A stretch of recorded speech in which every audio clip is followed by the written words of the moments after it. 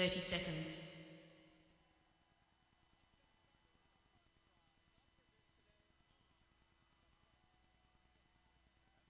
20 seconds.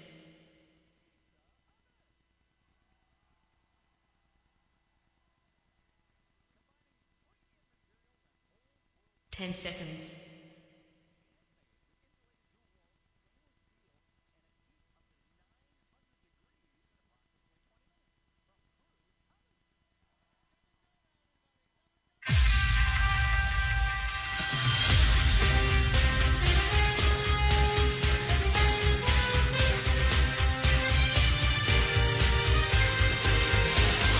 Hi, My name's J.C. McCauley. I'm Naisha McCauley, and you're watching AccessTV.org.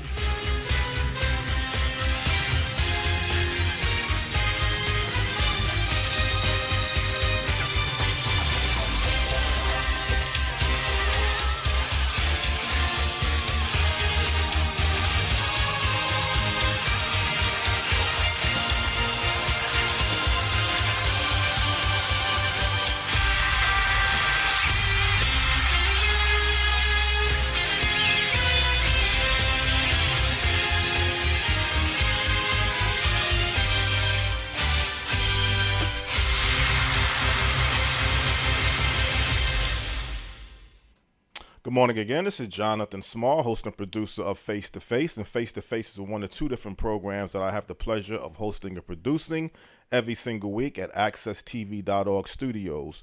We have a returning guest to the AccessTV.org studios network this morning. We've had the pleasure of having him on All About You, the biographical show, which was in studio at that time, to also go along with Face to Face, which was also an in-studio format. And also we had him on Morning Talk Live with J. Stan McCauley Talk Show.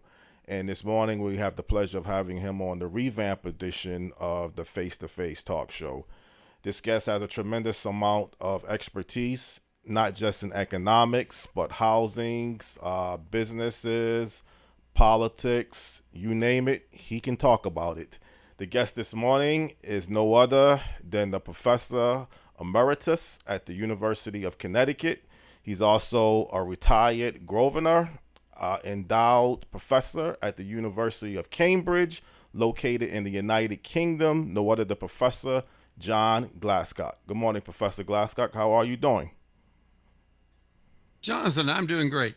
Okay, it's a pleasure to have you back again, and let's try to get it correctly this time. Before we get into our main topic of discussion, could you let people know a little bit about yourself briefly? Jonathan, I grew up in the South, moved to the Midwest, worked a while, then ended up in England at the University of Cambridge. Later, I came back to the USA, spent most of my career then at the University of Connecticut, lived in West Hartford, loved the Hartford community, West Hartford, the East Coast, and I just had a great time there. So I'm really pleased to be working with you again. It's our pleasure here, Professor Glascock. Glascock, when you hear the word housing and you look at communities, there's probably four different makeups, could be more, but four major makeups that make up a housing community for a particular city or state. Usually you have urban, inner city areas of a city or a state. You have suburbanized areas of a surrounding town, city, or state. You have rural parts in some areas of the state. And you also have downtown areas of residential to go along with development areas of a city. Now, most people would classify, true or not, most inner cities, urban cities, rural areas of the country is usually poor, have less development, less resources. The reality or misconception is suburbanized have tremendous nice homes, wealthy people, good schools, somewhat of a close proximity to businesses, and then your downtown developments and your downtown residential areas have usually high-end housing, mixed-use developments, and the type of things that will cater towards bringing people to come to your downtown area to see and visit. Is that the real makeup of our housing communities throughout our country, or is there a lot more to go along with development where people live at? Well, to some extent, that description probably was a good one from about 1920 up to say 1980. Okay. But starting 1970s, 1980s, some of those big entertainment facilities that you're talking about, which used to be in the core of the city near downtown, for example, the football team. Okay. But now if in New York City, the football team is out in the Meadowlands, okay? Or if you go to Boston, the football team's out in its own little island. More and more, the football teams and even the basketball teams, they're going to be in a suburban area that's close to transportation. In Washington, D.C. right now, the Commanders are going to probably move out down into a suburban area of Virginia.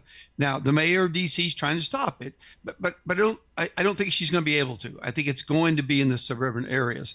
One of the reasons is people like easy transportation, and they don't want to be down in the core city any longer for those kinds of events. So your description was really a good job, but it's shifting. And I think you're going to see fewer and fewer of the key cultural and sports events are going to be in the core city in the long run. They're going to shift out to other areas, just like they did in Boston. Professor Glascock, what would it take to empower and enrich inner cities and rural areas of America, which has usually been the most poorest part of our country? Yeah. Well, I think the first thing, you have to provide better housing there and better transportation. And also, I think better schools in most cities. In New York City, lots of those areas are not served very well by schools. In Hartford, Hartford's kind of a classic new city where you have a small core and it has its own politics and its own schools.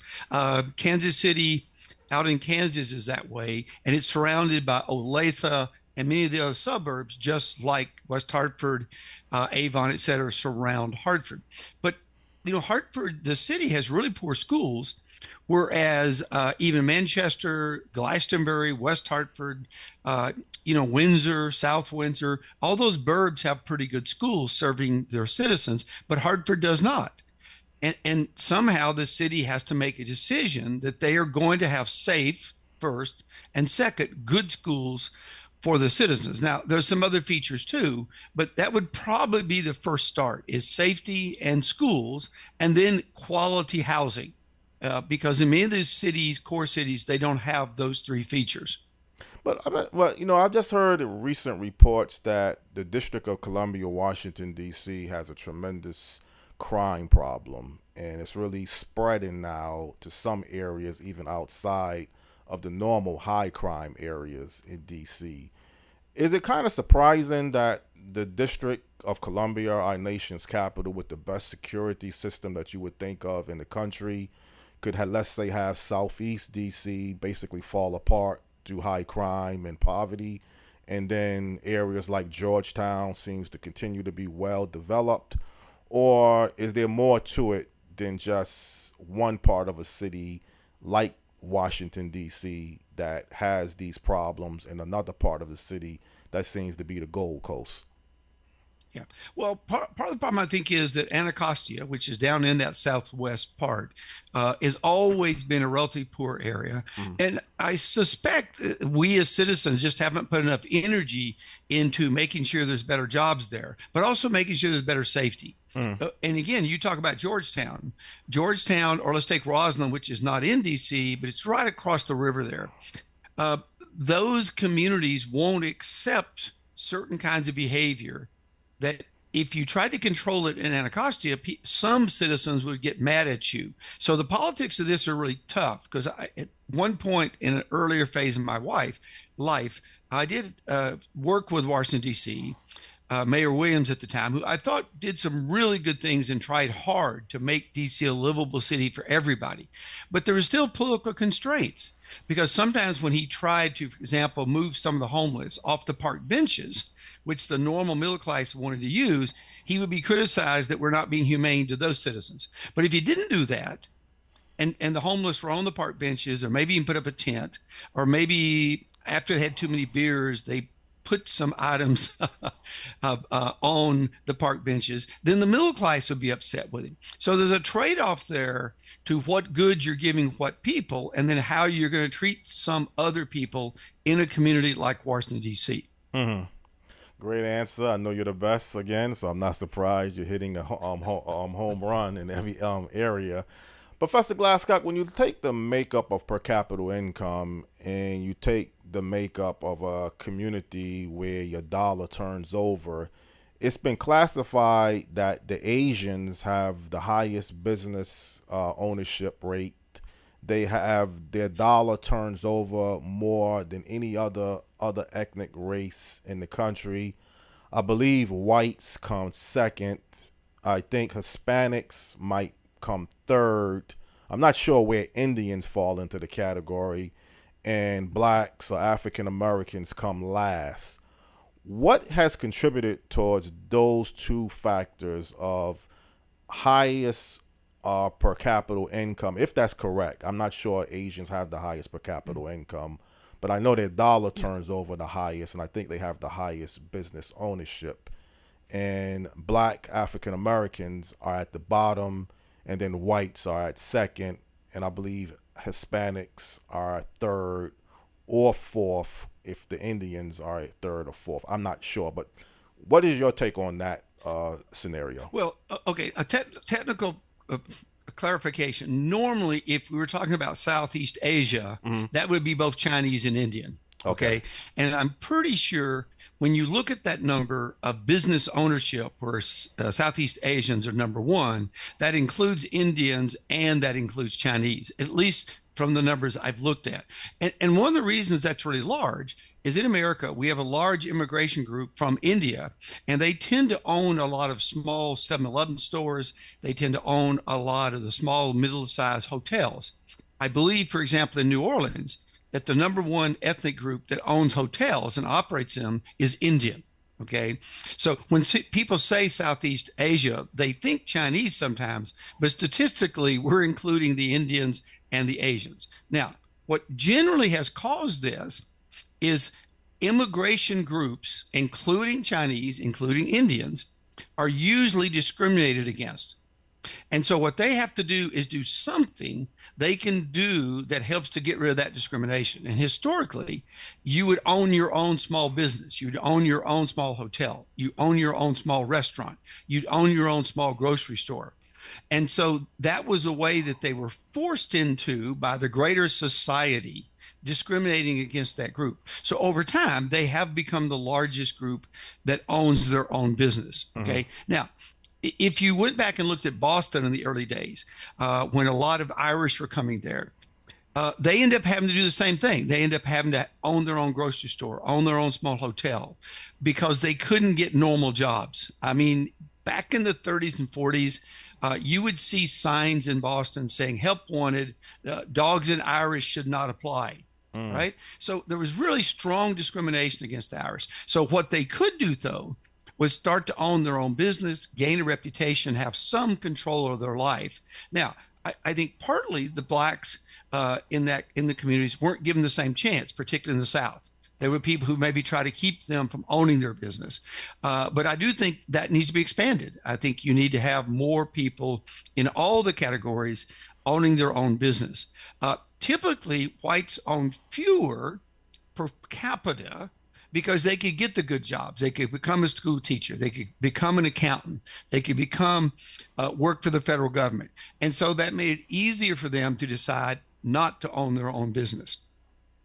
Well, is whites going to become a minority as being projected in some states like California over the next 50 years? And even though if the white population drops, that's not going to drop the economic high per capita income, or would that have let's say an effect on the per capita income if the population continues to decline? Well, usually two things help you determine what states are going to win. One is you typically like to be a state that has strong immigration. Now, two kinds of immigration. first, you want to pull good people from the rest of the country. And second, you want to pull good people from around the world. If you go back to, say, the 40s and 50s and 60s in Ohio, in Michigan, and Pennsylvania, remember they had strong immigration coming in from Northern Europe that really helped them develop as a state. And I can tell you, 3 of my uncles from Tennessee were very poor back in the 30s and 40s. They left Tennessee to go up to Muncie, Indiana, or Akron, Ohio, or Detroit and work. Both black and white community, went up there because there were just better jobs. So they were pulling these really hardworking people to help them grow. Now, today, if you take since 1950, that primary state that did that was California. Now, more recently, Texas, Florida have also started to be growth states, and they do both things. They pull good domestic immigrants in from within the country, from other states, but they're also pulling in great immigrants from around the world. And typically, that new immigrant, whether it be from a poor Tennessee or Alabama or Mississippi, going up to, say, Ohio or Michigan to work, they worked harder than the locals did. Okay, because you're more at risk when you're that immigrant, whether it's coming from within the country or from outside. And they worked harder and they help you have that productivity. But also, those states typically have other attributes. Texas, Florida today, back in the day, Illinois, Ohio had other attributes that went along with that new human capital, which helped them to grow. Mm-hmm. Professor Glascock, what is going to be the biggest contributing factors that's going to increase the per capita income moving forward from where we're at today? With technology being changed, is it going to be college education? Is it going to be business ownership? Is it going to be a sense of investment? What's going to be one of the big contributing factors that's going to increase the per capita income for people in this country? Yeah, well, the first thing let's say is all the data suggests that every country has really bright people. Every state has really bright people. The real trick is whether or not you allow them to let that brightness work. I mean, what holds back China is that generally the government wants to control every decision. So for a while after Deng, the first 2 presidents of China started letting people make business decisions, and they could become rich. They could make a company they wanted to. And China really took off. But now under Xi, he wants to control decisions. And they're even building a city near Beijing where all the major corporations will have to have their headquarters. So it's easier for the government to watch those people. And in every major corporation in China, in case Americans don't know, there are party members on their board to help the government control those companies. Now, that would be like the Senate here approving board members to be on Apple's board or to be on DuPont's board or to be on General Motors' board. And then they would get to vote what the Senate wants for those companies to do. Now, we don't do that in America. We let the companies be companies and we let the government be government. But in places like China, that control slows them down. And that's one of the major reasons. It's not COVID. COVID hurt. But the main reason that China is slowing down is they've gone back to that system where the government has people helping control every company. Now, in America, what would help us continue to grow? Well, we want states like Texas, Florida, and we want states like that used to be Ohio and Michigan, where the government stays out of the way and lets these companies make decisions, and they're able to lay off people as they get more efficient, and they're able to build new companies that hire those people. So allowing the marketplace to be competitive, allowing individuals to make good decisions without too much government intervention is the first thing we need. Now, we probably don't want to talk about it today, but it's likely. And Gordon wrote a really good book on economic development. He goes all the way back to 1900. And it appears that since 1940, probably having more college kids slowed down the American economy. Now, we could talk about that later if you want to, but they probably have not contributed to real growth in America. They've actually contributed to a slower growth rate. Would that be a certain percentage of college graduates, or would that be the whole college system? Well, some people think that college helps you become more productive, makes you a better thinker. In fact, it looks like what college does is a lot of fun for the wealthy, the upper middle class, and it's a great 4-year period to meet other students and to kind of have some fun before you go to work. But you don't learn very many skills to do anything while you're in college. All right. One of the vice presidents for Microsoft said once at his graduation that he learned a lot at college. Too bad none of it came in the classroom. I think he's right. That's what we can tell today. That's probably true. I've talked to a lot of engineers in the EMBA programs that I've taught in China, in Taiwan, in the USA. And nearly every engineer tells me that they learned very little in college. It was tough. It was a great filter, but they learned on the job how to actually do it. I've talked to a lot of nurses, and 2 of my grandchildren are nurses. And they say, college is kind of fun. I learned a few things, but I learned more in the first 6 months of being a nurse than I learned in all 4 years of college about being a nurse. Every profession seems to say that. So college is fun. It's a great filter to see how bright you are or how hard you're willing to work or if you're willing to play the rules. And big corporations like that filter, but it did not actually help society be more productive. And on top of that, too many people are going to college who are not really qualified, and therefore we're wasting that money. So you're not getting better workers, but you're spending a lot of money on people who think it's going to make them better workers, and that money ends up being wasted. But wouldn't, if a job classification say you have to have a bachelor's degree, wouldn't that automatically give the person with a college degree the job, or is there more factors? I mean, do most higher paying jobs require a college degree or some training beyond high school that would translate into the job seeker getting the job? Well, okay, first part of your question, there are many jobs where you have to have a college degree. Therefore, if you get a college degree, you will get better paid. Now, that's not the second question.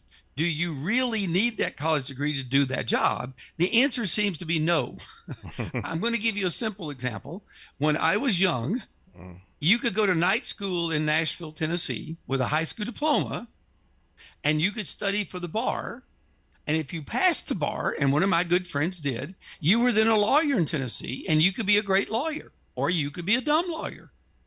Now, today, we not only in most states make you go to college 4 years, we then say you need 3 more years of law school. That's 7 years of going to school to get to be an attorney. Best I can tell, they're no brighter than they were back when they were high school grads and went to law school. Let me also point out, in England, you can, under your 3-year college degree, because in America, college is 4 years. In England, college is 3 years. However, in law, inside of that 3 years as an undergrad, you can major in law. Then you take a 1-year internship with a company, okay, a law firm. And then at the end of that, you take your bar. And if you pass, you're a lawyer. Now that's 4 years, not 7 years. And best I can tell, those attorneys are pretty damn smart, just as good as the Americans. And we saved 3 years of going to college. But I would say on average, do you need college at all to be a good attorney? I think the answer is no. But it sounds like to me saying that we don't need college, or what the college system needs to be overhauled. Some people say the college fees are just too expensive. The tuition fees are too expensive. This whole student loan system needs to be looked at differently. So is it not so much saying that college shouldn't exist, or we should still have college, but would you look at it maybe being overhauled in a different mechanism than the way it currently exists? Well, what I would say, first of all, the reason we have college is that fairly wealthy people, upper middle class people, love college for their kids. It's a great place to meet your wife, right? And secondly, it's a great place to eliminate other players. Okay. And as you know, for a long time, we made it very difficult for blacks or Hispanics or other minority groups, Native Americans, to actually get a college degree. So again, you eliminated them from the marketplace, and then you said, yeah, but they don't have a college degree. So, you know, it's really not our fault. Well, yes, it was. You set the game up. So you made it restrictive, so only some groups could come through. I remember in Ohio, Michigan, Pennsylvania, when unions you had to nearly have a dad in a union to get a union card. And then we finally had lawsuits against them and said, no, there should be some objective criteria to getting in the union. It shouldn't be that your dad or your granddad was in the union. Okay. So here's what I would say about colleges. If everybody should go to college, which Hillary and President Obama thought, first of all, I think it's a dumb statement. All right. But if everybody needs to go to college, college should be free. And I don't just mean free in the tuition. It needs to be free room and board. Otherwise, and I'll give you a simple example. When I went to Tennessee Tech, a fairly poor kid from Tennessee, but not really poor. I mean, we're poor, but not really poor. Okay. I was able, by working on the weekends and a little money for my family, I could live in the dorm and be at Tennessee Tech every day, working with the faculty, doing my classes. I joined the debate team, had a lot of fun there. However, two of my friends were poorer than we were. They plus two other people drove a Volkswagen Beetle every day to Tennessee Tech in the morning and every night home for the same 4 years. Now, do you think they got the same benefits from college that I did by living on campus, participating in activities? They had to drive down together. They had to drive home together. And if they had some free time, they had to go to the library and try to study. I could actually take a nap between studying or between classes. They couldn't. I don't think they got the same fair education. But if we want to have it fair, we got to give them money to live in the dorm and eat just like I had. Now, if everybody shouldn't go to college, then maybe we don't have to have free college. So I would change college to be fairer to everybody. And I would quit pretending that somehow going to college makes us smarter. It looks like it doesn't, but it does filter. That is, if you go to college and work hard and do what you're told, that tells most big corporations you'll probably be a good employee. But it's a really costly social activity just to filter kids for the big corporations. One quick question off of the subject, but somewhat within the subject. Did this hurt Bernie Sanders' chance when he had advocated for free college tuition as a socialist policy? Isn't that somewhat of a risk factor? I know what you're talking about is kind of different, but just wanted to get your opinion on that. Well, I think it did hurt him because lots of people like the fact that they can afford to send their kids to college, and then their kids will have an advantage in the job market. Look, there's two kinds of discrimination to me. There's negative discrimination where you don't like somebody or some race. Now, I think that's kind of stupid. I think we need to try to fix that every way we can, okay? But however, there's a second kind of discrimination. I like my mom. I like my son. I like my daughter. I like my good friend from church. Okay. So a lot of people would say what Bernie wanted was unfair. You're trying to give other people the same advantage that I got because I worked hard and did okay. And I'm now trying to help my son or daughter go to college and get a leg up. And people didn't like that. I mean, Bernie may be right. I'm not sure college is worth the money. You and I talked the other day about something I'll point out. Southern University there in Connecticut, they only graduate about 18% of the kids who start. Now, I think there's something wrong there. Either A, they're not choosing kids who really have a chance in college, or B, they don't know how to treat kids to get them out on time. So I would not want more kids going to college if college were free and we only graduate 10%. Right. That would be a real waste of money to me. So Bernie and I'd have to have a talk about who he means free to. Okay. Well, he's not running for president, I believe, for this term, so that might not even come up again. You hear the talk every now and then about America is moving at some point towards a universal basic income because many jobs are going to be non-existent, and you're just going to have a magnitude of people with no means of being able to function economically and financially. Universal basic income would be something totally different than welfare, or is they almost the same thing? Well, it's an argument about what kind of welfare is best for society. Milton Friedman, a very famous economist at the University of Chicago, and by the way, Milton himself, who was Jewish, was subject to discrimination. I won't mention which university, but he graduated from a great university. Then he went to his first job, and they did not tenure him. they said, "Oh, we've already got enough Jews, so we're not going to tenure another one." And then he had to go somewhere else. Now, somewhere else was University of Chicago, and they're happy they hired him because he was really smart and he did get a Nobel Prize. But he was one of the first people to say the best way to help people may be to give them what he called a negative income tax. That is, everybody in America would have file an income tax, whether you made money or not. And if you didn't make money, then the next year you'd get so much money per month based on what your income was the year before. So it's a negative income tax. Now, let me point out that there are two issues here, though. When Friedman wanted that, he wanted it to give citizens the right to make their own choice and not be told what they could spend their money on. So Friedman wanted to say maybe give everybody in America $25,000, $30,000 each. Okay. Now, however, because you now have enough money, you can save what you want to. So if you don't want to save, it's okay. But when you get to be 65, if you don't save, we'll just let you die because you didn't want to save. Okay. Two, there would be no federal government for health insurance and all that because, again, we've given you money. You should buy the health insurance if you want it. Now, if you don't want it and you get sick, that's your problem. Don't bother me again. So he would get rid of all the other programs and you'd simply get so much money based on the size of your family. And then it'd be your choice to spend that money. Milton Friedman was a very strong advocate of personal choice. The government couldn't tell you what to do. So remember, many of the programs we have today are there because we worry the family wouldn't take care of the kids. If we just gave them money, they might not buy the right food for the kids. Okay. So some people say you have to have a program that gives children food, but will only pay for food. Now, also, the people who grow food, the farmers, they would lobby for that program too. So it's kind of complicated. But Professor Glascock, you hear different figures. Sometimes you might hear $1,200 a month. I think some people may say $2,000 a month.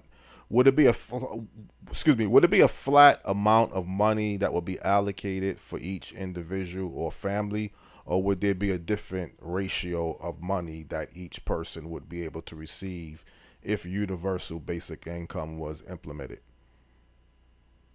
Well, that depends again. Now, some people, I mean, Milton would have argued it's one amount of money based on also, say, an adult. If there's a second adult, then if there's children, and then it'd be a form to make it flat. Other people say, well, the people in San Francisco should get more. Milton would have said, nope, one amount. And if it's costly to live in San Francisco, you should move. It's cheaper to live in Oklahoma. You should move to Oklahoma. All right. So Milton would have argued it would have been one flat amount and we get rid of all the other welfare. Okay. Because it's now your choice to do with what you want to with the money. Now, my guess is lobby groups wouldn't like that. The New York or Washington, D.C. mayors wouldn't like losing population because if you moved out into rural Virginia, your money would go a lot further than it would in D.C. Right. And they probably wouldn't like that. So, I mean, for example, in my own case, I don't want to talk about basic income because I think that's really complicated. But I would not pay you a different federal salary because you live in San Francisco. As a matter of fact, I would probably say to San Francisco and New York, if your housing costs are too high, we're going to move the federal job somewhere else because you don't need us. You got so much demand. You're doing so well. You don't need our jobs. And I would say to federal employees, if you don't like living in San Francisco because it's expensive, well, help us move these jobs somewhere else. San Francisco should solve the housing problem. It's not our job as other citizens of the USA to pay more money to people who work in San Francisco because you can't solve your housing problem. That's not our problem. That's your problem. Let's don't encourage people to be bad managers of cities. But where would this money actually come from universal basic income? Would it still be coming from? Most of it come from getting rid of the things we're already paying for. Okay. And what Milton Friedman said, there's another big savings under his plan. Okay. We don't need all those people administrating what used to be the food stamp program, which is a different program today, or the people who are administrating the school lunch programs. See, those are all part of social services. So in Friedman's plan, You give the family the money, they have the money to spend on what they need to, and we fire all those support staff across the whole country. So we could reduce federal employment, state employment dramatically, and that money would then go to the poor people, not to the administrators of poor programs. Let me give you a simple example. Long time ago, I was on a commission to look into Native American programs. And we went out and we saw Native American reservations in Arizona, Oklahoma, et cetera. Okay. Now, one of the other people there was from Harvard. I was from Tennessee Tech. We then calculated that we were spending more money per person on administrating the Native American programs than the Native American money Native Americans were getting themselves. Mm-hmm. So I kind of agree with Friedman. Let's fire the bureaucrats and let's just give the money to the poor. Mm-hmm. And how do you do that? Well, Friedman said negative income tax.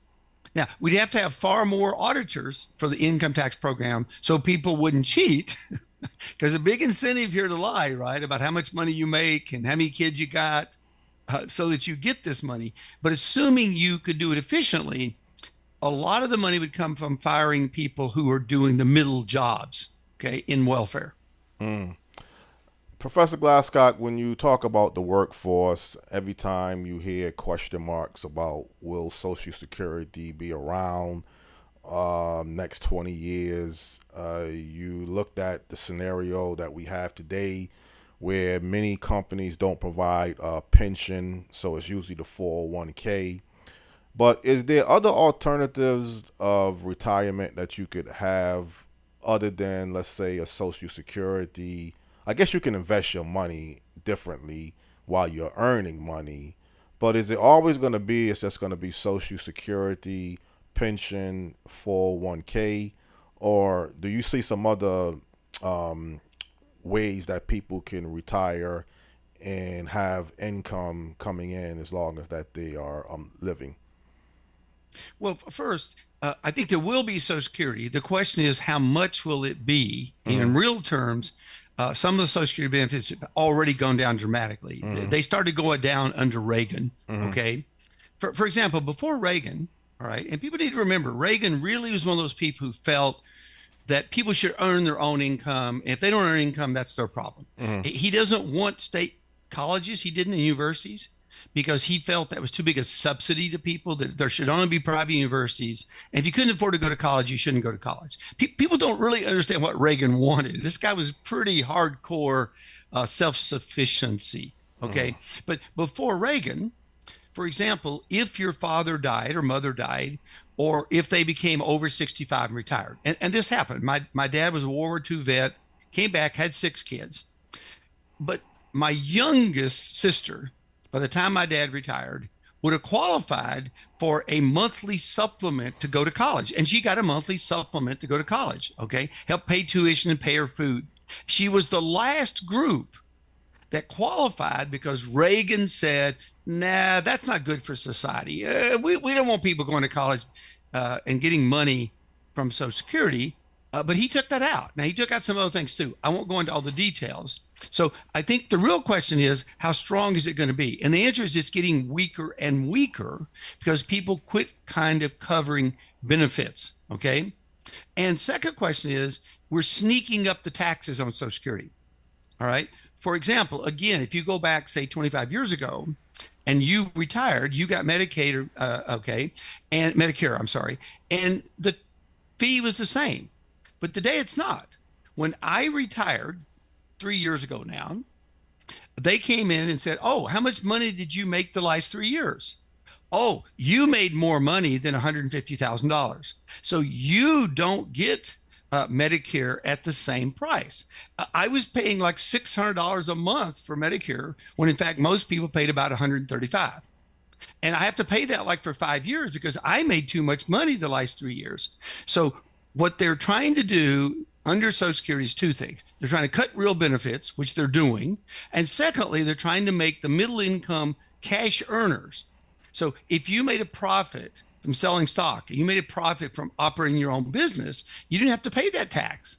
But if you're a normal citizen working for General Motors or working as a school teacher or working as a college, okay, you then pay an extra tax when you retire if you make over about $135,000 a year, because they need that money to pay the Social Security benefits. So I think there will be Social Security, but it's going to get less and less fair because they don't want to pay for it. Now, secondly, can you do something else?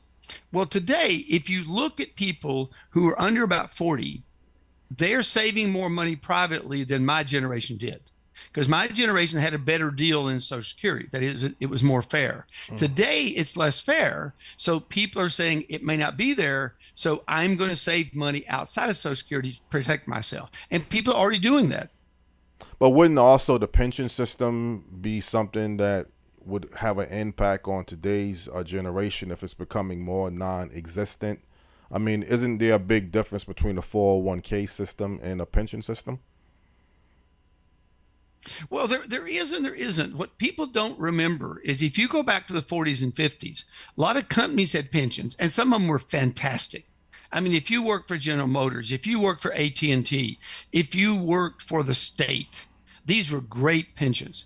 But we had to put in a pension plan at the federal government as an insurer against the number of private pension funds that were going bankrupt, because a lot of companies couldn't make it and they went bankrupt, and then you had no pension at all.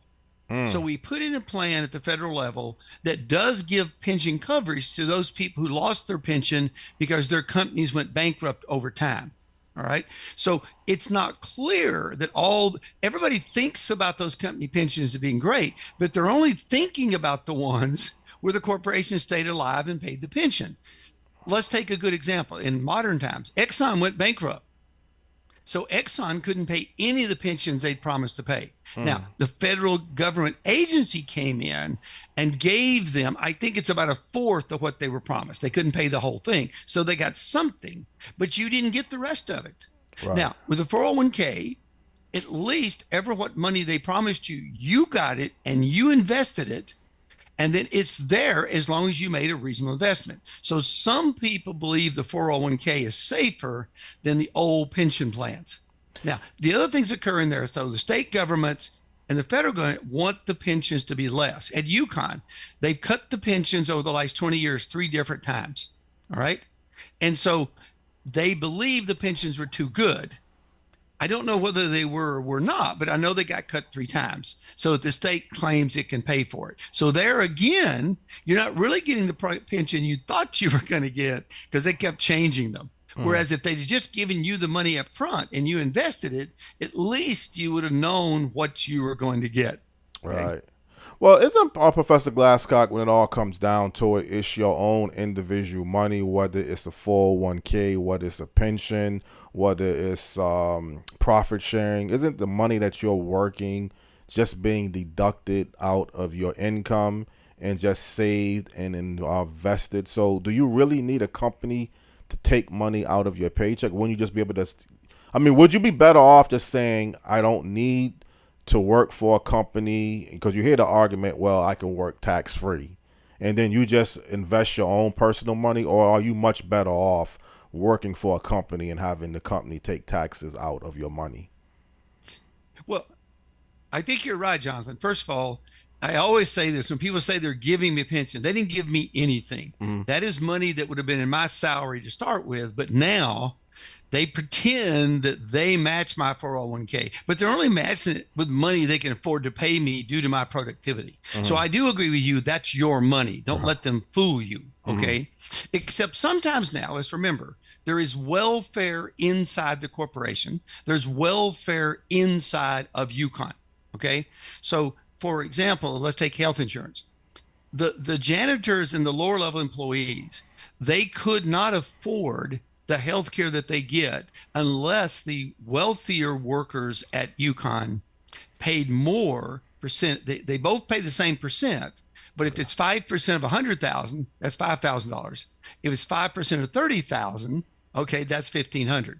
Well, that $1,500 will not cover that $30,000 income person's health care. So somebody up the ladder has to be paying extra.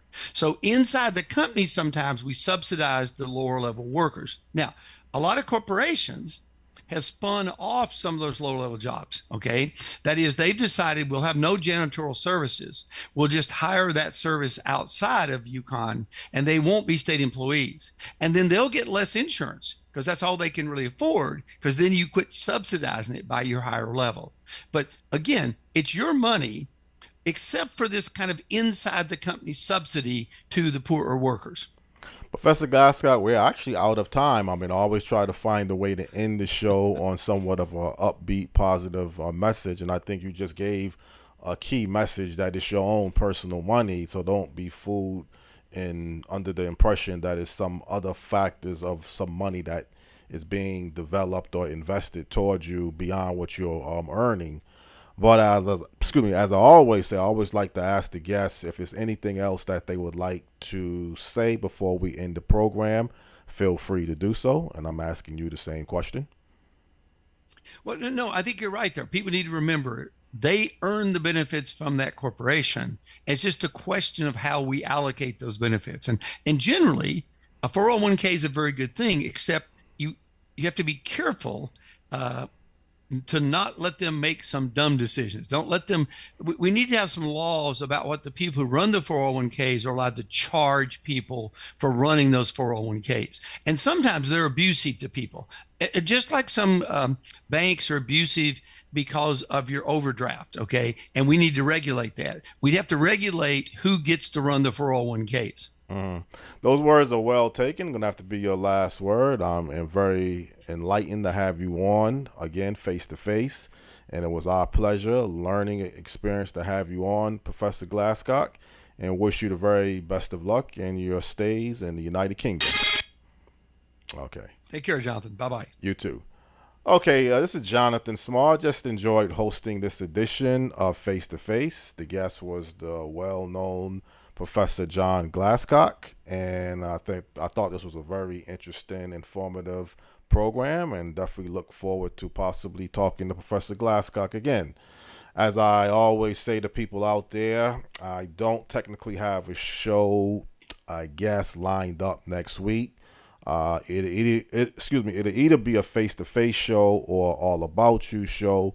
Might be leaning a little bit more towards another face-to-face show, but you never know. But until I see you out there again, for people, have a very blessed day and keep the faith. Thank you.